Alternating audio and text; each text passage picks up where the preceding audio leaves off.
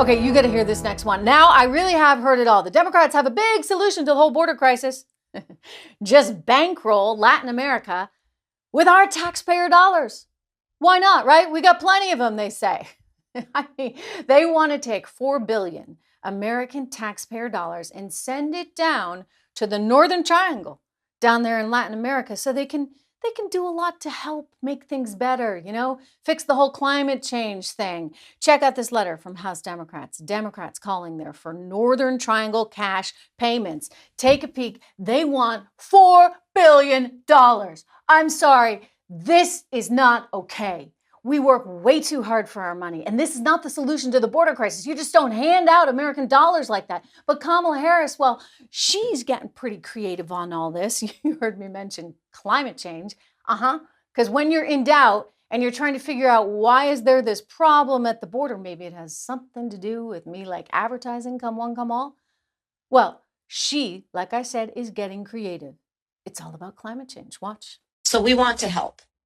Our administration wants to help. We want to pick back up the kind of work President Joe Biden started when he was vice president.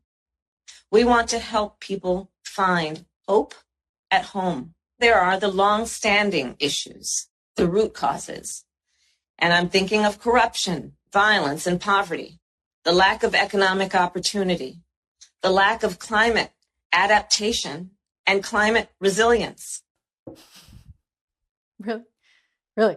Climate adaptation, the lack of it. Climate resilience.